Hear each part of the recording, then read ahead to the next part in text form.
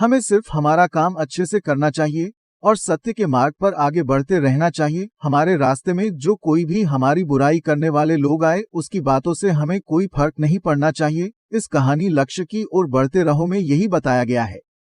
पुराने समय में एक संत अपने शिष्य के साथ एक गांव में रुके। कुछ ही दिनों में तो उस संत की ख्याति आसपास के क्षेत्र में फैल गई। अब उस संत के प्रवचन सुनने और दर्शन करने के लिए दूर दूर से लोग आने लगे। ये सब देखकर उसी गांव का एक अन्य पंडित बहुत ज्यादा परेशान हो गया। उसे लगने लगा कि इस संत की वजह से मेरे भक्त कम हो जाएंगे, मेरा जीवन यापन कैसे होगा। पंडित ने संत का दुष्प्रचार करना शुरू कर दिया। वह लोगों के सामने उस संत की बुराई करता था। एक दिन संत के शिष्य को ये सारी बातें मालूम हुई तो उसे बहुत गुस्सा आया। वह तुरंत अपने गुरु के पास पहुंचा और पूरी बात बताई।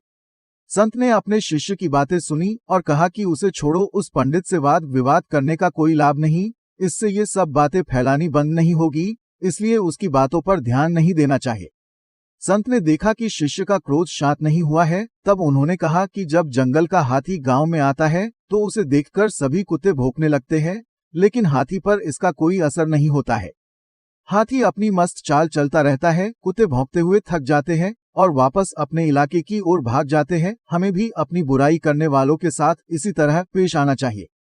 हमें सिर्फ अपना काम ईमानदारी से करना चाहिए और सत्य के मार्ग पर आगे बढ़ते रहना चाहिए। हमारे अच्छे काम ही ऐसे लोगों का मुंह बंद कर सकते हैं। शिष्य संत की बात अच्छे से समझ गया और उसने अपने मन को शांत कर दिया। हमें भी इस संत की तरह सिर्फ अपने लक्ष्य पे ध्यान देना चाहिए, न कि आसपास के लोगों की बातों पर। कुत्ते तो भौंकते रहते हैं, लेकिन हमें उसको पलटकर जवाब नहीं देना है। अगर हम भी कुत्तों के सामने भौंकने लगे, मतलब कि उनको जवाब देने लगे, तो फिर हमारे में और उस कुत्तों में कोई फर्क ही नहीं रहेगा।